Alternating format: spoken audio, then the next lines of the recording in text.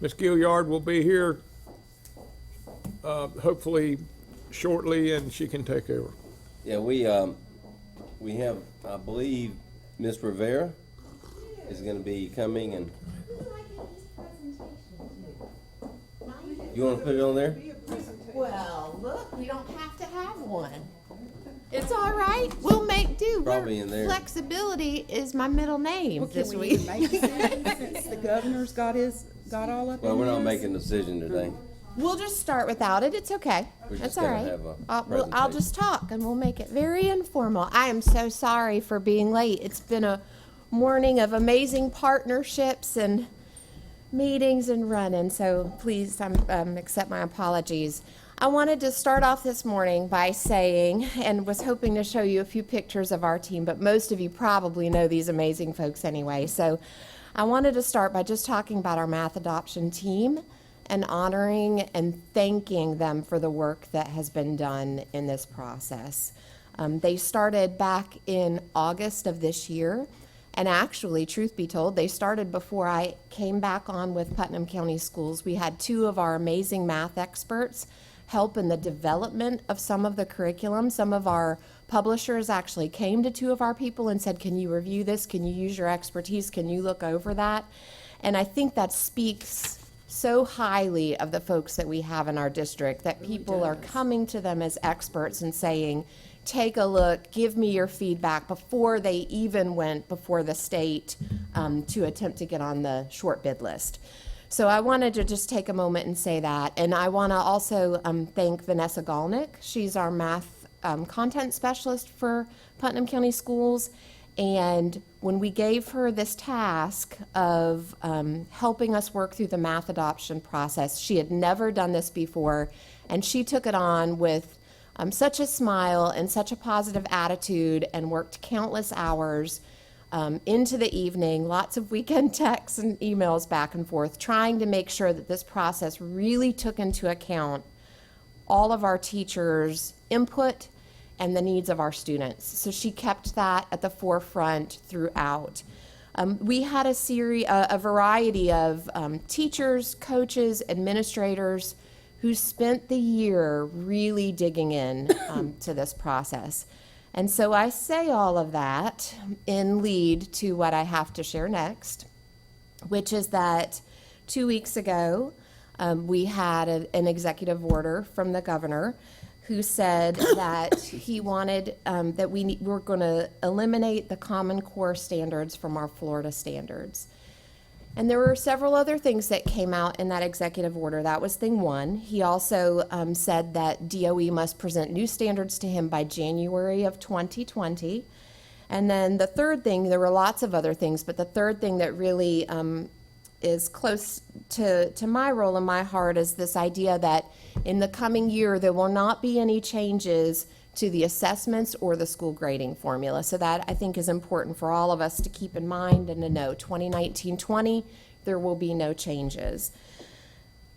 But at this point in time, they have made it very clear that the math adoption process is suspended. So what does that mean for us and for moving forward? Well, in 2019-2020, we will have a statewide adoption for world language and CTE courses. In 2020-2021, they will look at ELA adoption. And in 21-22, they will look at math. And so that affects lots of things, as you may know. That affects where we thought we were heading with ELA and the curriculum options that we were looking forward to next year. That's been postponed a year, and that it also is going to affect folks right now for math. And so in always keeping our people and our kids, you know, I feel like I carry them around in a giant pocket with me in every decision that is made. And we have to think about what we're going to do moving forward to keep this amazing momentum and all of their work going. And so as we move forward, I feel very good in saying that I think we're on the right track with this focus that we've put on people and professional growth this year. And so I want you to know that we are going to continue that work in both math and ELA. We have plans to continue on with what we have been doing, and we've seen such tremendous growth in math through our PLCs, the coaching that they're receiving from both Vanessa Galnick and Kim Stanley. I cannot speak highly enough about those two ladies and our coaches in our schools. But they're going to continue the work with PLC's coaching, and then we have some support at the high school level that has started this year that will continue into next year with methodology and Sarah Schaefer. And that has proved to be a very well-received process. Teachers have spoke very openly about the growth that they've experienced with that and what that's done for their students. So we're happy that that will continue. And in hopes to help with some of the challenges with ELA that we know we have with ELA, we've already started this year with a group of middle grades teachers building some ELA exemplar units. We're working in partnership with LSI, and we have a number of our district level coaches working with a number of our teacher leaders from different middle schools throughout the district. They're building these units, and they will continue that process. In fact, they're there today building. And so they will build this week, they're building, and they'll build in the summer. And those units will be vetted and shared out with other teachers to help with some of the burden that they felt with planning and integrating all the standards. And then for our elementary folks, we have plans for 5th grade, 4th grade, and 3rd grade. What is LSI? LSI is Learning Sciences International, and you may have heard about the external operators at Mosley. That's part of that group. We're working with a different set of those folks for our curriculum development. But so far the feedback has been great. The teachers are really receptive, and in looking at the data of the teachers who've been designing these units and seeing how their students are doing, we're seeing a lot of great promising things. So we're excited to be able to share that just as another option for folks to help again with some of that burden. So, do you have any other questions? So I think you said in 1920 it's CTE and. Yes, and then in 2021 it will be ELA, Okay. and 21-22 it'll be math. So all that work. Yeah, exactly. What are we going to, I mean, our math curriculum is way out of date, correct? Some of it is. Now we do have Eureka Math in a lot of our elementary schools, and we've seen, if you look at the math scores versus some of our ELA scores, you see that over the last couple of years we've had growth in math. And so I think our folks have figured out, because they're brilliant and they dedicate the time to figuring that piece out. They've done a great job filling in where they've needed to, and a great job using that resource. At the high school level, with the methodology sessions, we've seen people methodology, and then we have Algebra Nation, and that is in line with the Florida standards as they are right now.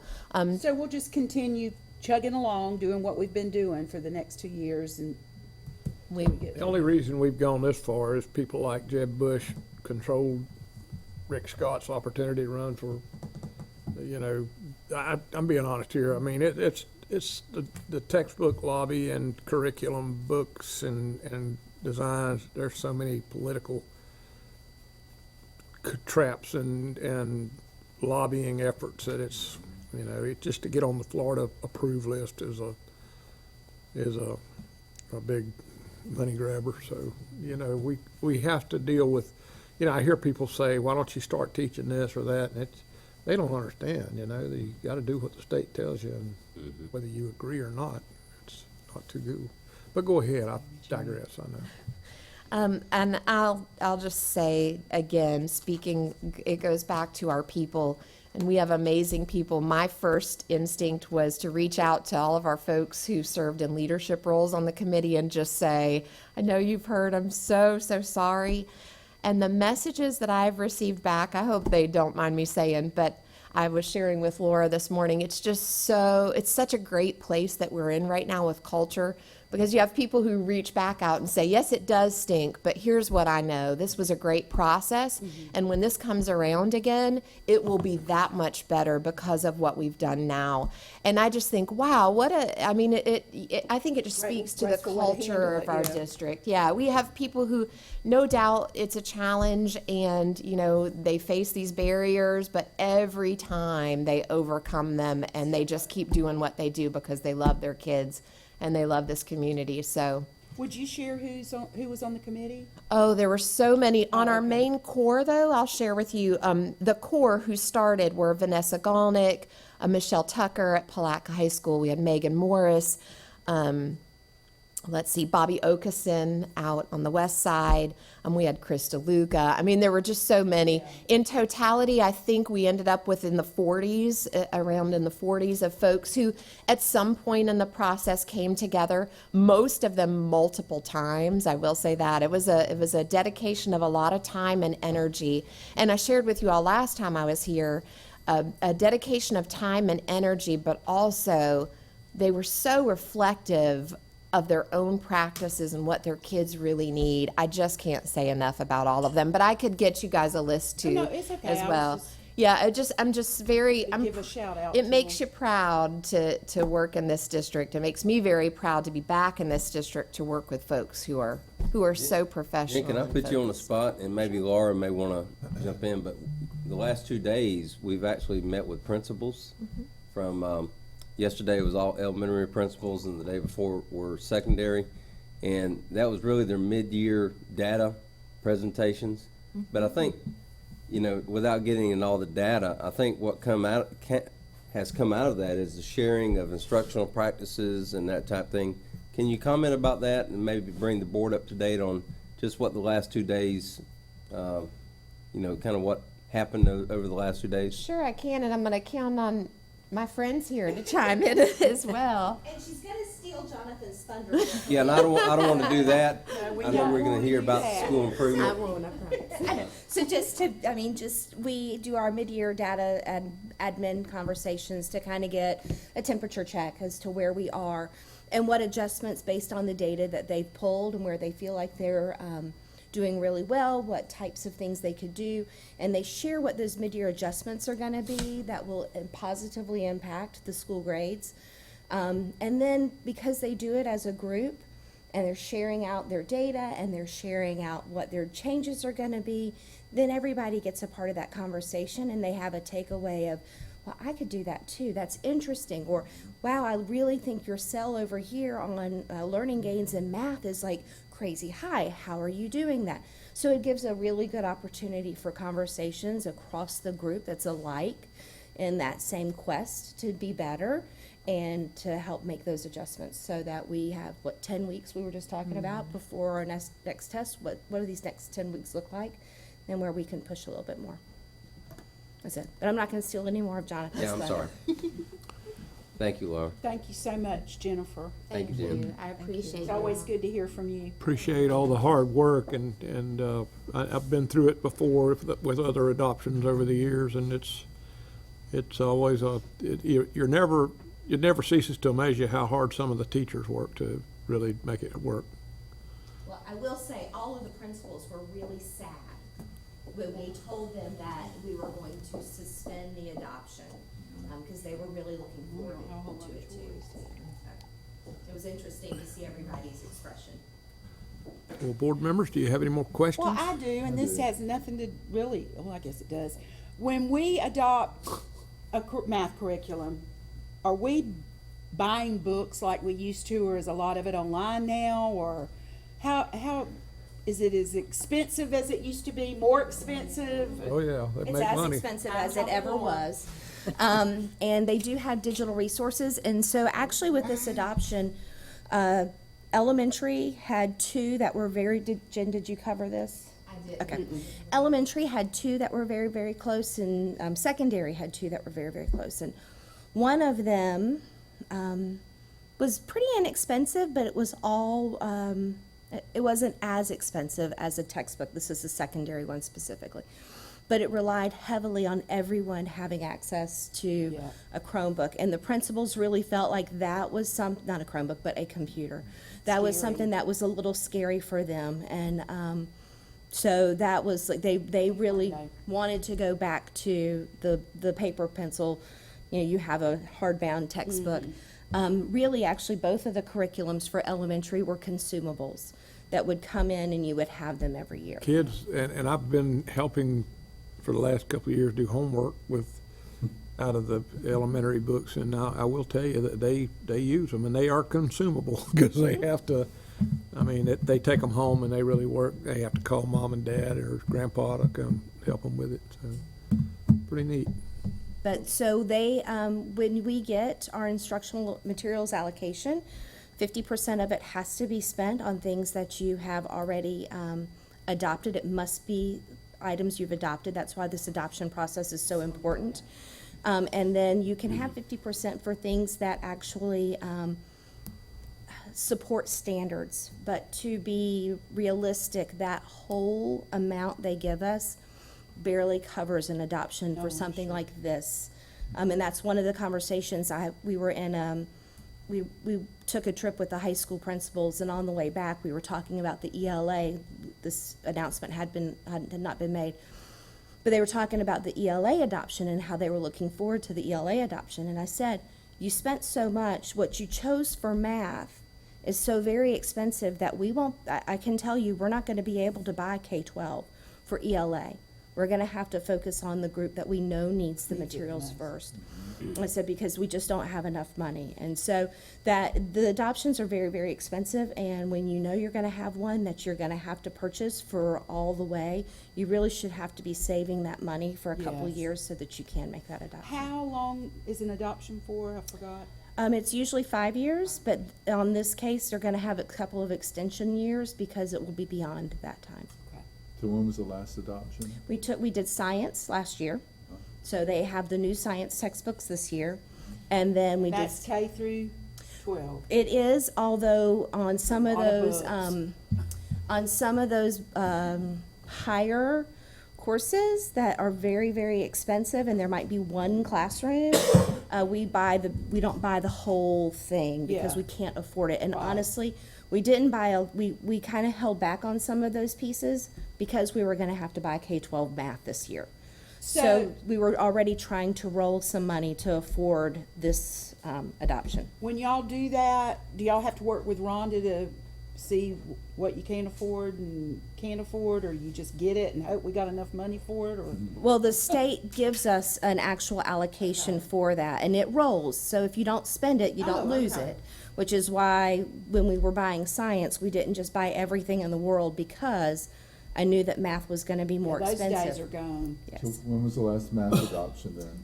Well, actually, Putnam County missed the last math adoption. I did one a long time ago. So that was, University of I Chicago would- math, and that was $500,000 for just a textbook. Yeah. It's been. A long time ago. We missed, the, Putnam County Schools, I'm trying to figure out a way to say that. Putnam County Schools did not adopt It said something about last me. time the math, came around. So we have been. Purposely? Purposely. And so, that was 2 superintendents ago. Right. And we had, again, it's, like I said, when you do an adoption, it's very expensive, especially if it's like an ELA adoption. And so we missed that math adoption, and so our schools have been really working on what we can afford that meets the standards. Yeah. So we do a lot of, it was Engage New York, which was completely free. Now it's called, thank you, Eureka Math. And a lot of the high schools use the, help me out, Algebra Nation. Algebra Nation, Geometry Nation, and that's from the University of Florida. so basically, I'm thinking, middle school, last time I had experience there, they're using probably the same books, but they had a workbook that was basically the, Consumable. the thing that they use the most. We have purchased books for the courses that really didn't have a match. But you are correct. A lot of it is where we're having to purchase things that we know meet the standards, but it's not a full adoption. It still which teaches, is why I think the principals were very, sad that they. Yeah, very it still teaches the required framework of the curriculum, but Yes. it's not as fancy and nice as you would like to Well, provide. it also, it denotes how much money, they've changed the rules over the years, but you cannot spend, like I can't spend 50% of our allocated instructional materials on those pieces because it was not an adopted curriculum. I have to use the other half of that budget. But we did purchase science last year, actually. This year, they have brand-new science in the classrooms, and the year before that was social studies. I wonder what's their plan now when they don't have a math adoption now, they're just gonna keep on. We're trying gonna to keep plug going on. with what we've been using. Some of the schools, already know that they will be using some of their funding that can maybe support their purchases for things in the future. Yeah, but we're still gonna continue with some of the Common Core throughout this next year.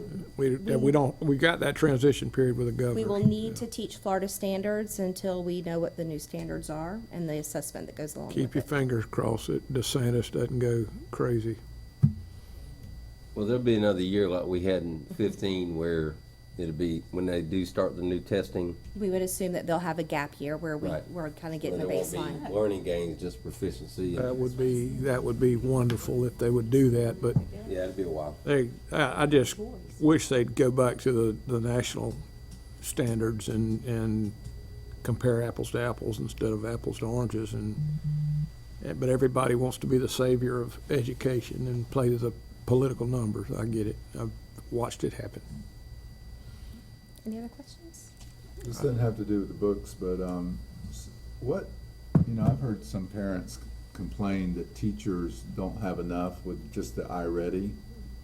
We have other things that are Yes. available to teachers. It's not like, I don't hear teachers saying that we just don't have enough. There's other things out there Yes, there that are. they use, like what? iReady is actually, the schools purchase that as a progress monitoring tool, as well as an instructional tool, but that is actually, that's not part of our curriculum. We expect, the progress monitoring to occur so that we can have the data, just like we talked about having the principals report. There's not a common assessment everyone takes. It's really hard to compare apples to apples. And so that is the expectation, is that they take those progress monitoring assessments for us. We like them to use it, use the instructional pathway, and that's only 45 minutes a week for reading and 45 minutes a week for math. So it's not really very intrusive to meet the recommended time frame, but at that time frame, 45 minutes a week and 45 minutes a week for reading and math, you should get the bang for the buck of using the program. But that's not teaching, that's just an instructional pathway. Now, there's tools in there and resources that teachers can use also to teach. But it's not a curriculum, Right. the iReady piece.